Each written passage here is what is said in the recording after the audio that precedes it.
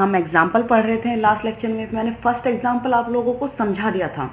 अब देखिए आगे के एग्जाम्पल्स हैं, 2-3 एग्जाम्पल मैं आपको समझा रही हूँ। बाकी के यहाँ मैंने सारे एग्जाम्पल उपसमिष्टि प्रूफ करने के लिए हैं। तो मैंने जितने भी क्वेश्चंस को उपसमिष्टि प्रूफ किया है, सिर्फ 2 डेफिनेशन यूज में ली है। एक तो आपके थ्योरम का जो स्टेटमेंट था, याद है आपको, alpha dot W1 plus beta dot W2 is belongs to W। एक तो ये उपसमिष्टि डेफिनेशन यूज लिए प्रूफ करने के लिए, और दूसरी जो मैंने आपको डेफिनेशन समझाई थी कि W प्लस V प्लस का उपग्रुप हो और अदिश गुणन के लिए संवृत हो तो क्या कहलाता है, उपसमिष्टि। तो कुछ क्वेश्चंस में ये डेफिनेशन यूज में ली है और कुछ में वो डेफिनेशन यूज में ली है उपसमिष्टि प्रूफ करने के लिए। ठीक है, देखिए आपका एग्जाम्पल नंबर जो सेकंड है ये दिया हुआ है, यह मानकर कि V3 सदिश समिष्टि। देखिए सबसे पहले मैं आपको ये बता देती हूँ कि इस V3 का मतलब क्या है कि इसमें 3 एलिमेंट है। जो हम ये लिखते हैं कि Vn, इसका मतलब है कि इस सदिश समिष्टि V में n एलिमेंट है। आगे बात समझ में, यहाँ 3 लिखा है तो यानी इस सदिश समिष्टि V में 3 एलिमेंट होंगे। क्लियर है कि V3 और F इसका क्षेत्र है, सदिश समिष्टि है। यदि W is equal to A1 A2 A3 इस तरीके से सच दैट कि A1 plus A2 plus A3 is equal to 0, तो प्रूफ कीजिए कि WV की उपसमिष्टि है। ठीक है, हमें दिया हुआ है कि V3 क्या है, एक सदिश समिष्टि है जिसमें 3 एलिमेंट है। साथ में हमें W दिया हुआ है कि W में A1 A2 A3 टाइप के एलिमेंट है, वो इस तरीके से ऑपरेट हो रहे हैं कि A1 plus A2 plus A3 is equal to 0 है। आगे बस मुझे प्रूफ करना है कि जो W है वो V की क्या है, उपसमिष्टि है, और मैं ये वाली डेफिनेशन यूज लूंगी। तो यहाँ मुझे W1 और W2 दो एलिमेंट चाहिए होंगे। तो मैंने मान लिया कि W1 तो है A1 A2 A3 जो कि W का एलिमेंट है, W2 है B1 B2 B3 जो कि W के एलिमेंट है। W1 हो गया, इसी तरीके से डेफिनेशन ऑपरेट करोगे कि इसमें A1 A2 A3 टाइप के एलिमेंट है, इस तरीके से कि A1 plus A2 plus A3 is equal to 0। और W2 में हो गए B1 B2 B3 सच है B1 plus B2 plus B3 is equal to 0। अब फील्ड के भी 2 एलिमेंट चाहिए, तो मैंने मान लिया कि क्षेत्र F के 2 एलिमेंट हैं, अल्फा और beta. Then alpha W1 plus beta W2 क्या हो जाएगा, W1 की वैल्यूज पुट कर दी और W2 की वैल्यूज पुट कर दी। फर्स्ट टर्म एक साथ ऐड होंगी, सेकंड टर्म एक साथ ऐड होंगी और थर्ड टर्म एक साथ ऐड होंगी, क्योंकि कॉमा में चल रही है ये। तो alpha A1 plus beta B1, alpha A2 plus beta B2, alpha A3 plus beta B3। अगर ये वैल्यूज इनका सम 0 हो जाए तो यानी ये W में बिलोंग कर जाएगा।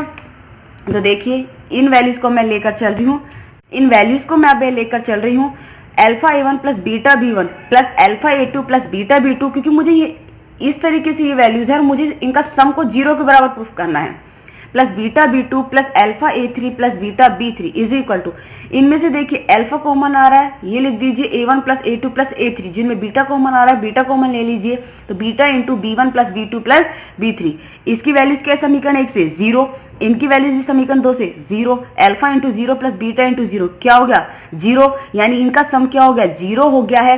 यानी ये W की डेफिनेशन को सेटिस्फाई कर रहे हैं, यानी alpha W1 plus beta W2 किस में बिलोंग कर गए, W में बिलोंग कर गए। तो यानी जो W है वो V की क्या है, उपसमिष्टि है। क्लियर है।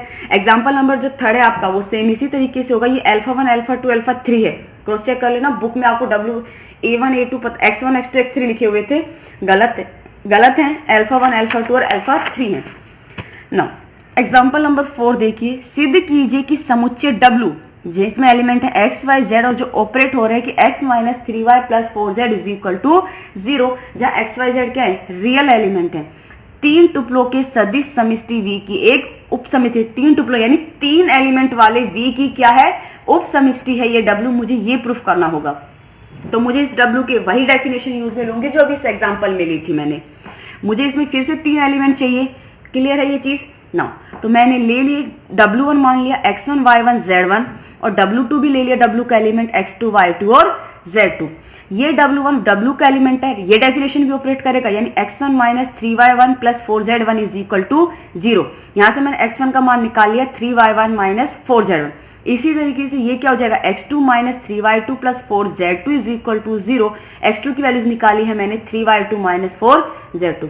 अब इस फील्ड के 2 एलिमेंट ले रही हूं अल्फा और बीटा, 2 फील्ड के एलिमेंट हैं, ले लिए हमने alpha W1 plus beta W2 is equal to W1 की वैल्यूज पुट कर दीजिए X1 Y1 Z1 plus beta W2 की X2 Y2 Z2।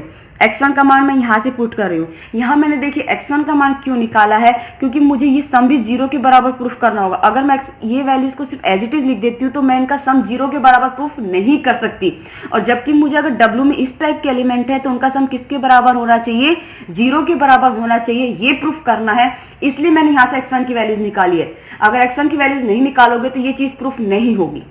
आगे बस में मैंने x1 का मान जो निकाला था उसे यहाँ पुट कर दिया, और x2 का मान जो यहाँ निकाला था उसे हमने यहाँ पे पुट कर दिया। अल्फा को मल्टीप्लाई कर दीजिए तो 3 alpha y1 minus 4 alpha z1, alpha y1 alpha z1, ये हो गया 3 beta y2 minus 4 beta z2, beta y2 beta z2। यहाँ देखिए फर्स्ट टर्म को एक साथ ऐड करोगे आप लोग, सेकंड टर्म एक साथ ऐड करोगे और थर्ड टर्म एक साथ ऐड करोगे। तो जब मैं फर्स्ट टर्म को ऐड कर रही हूँ तो इन दोनों में से 3 कॉमन आ रहा है, ये बच गया alpha y1 plus beta y2। इन दोनों में से माइनस का 4 कॉमन आ रहा है, अंदर हो गया alpha z1 plus beta z2। ये हो गया alpha y1 plus beta y2 और alpha z1 plus beta z2। ये एलिमेंट देखिए किस टाइप से है, इसी टाइप से है, x, y, z। क्या हो जाएगा x minus 3y plus 4z, यानी फर्स्ट टर्म x माइनस में सेकंड टर्म 3 से मल्टीप्लाई होके सब्ट्रैक्ट हो रही है, थर्ड टर्म 4 से मल्टीप्लाई होके हो रही है।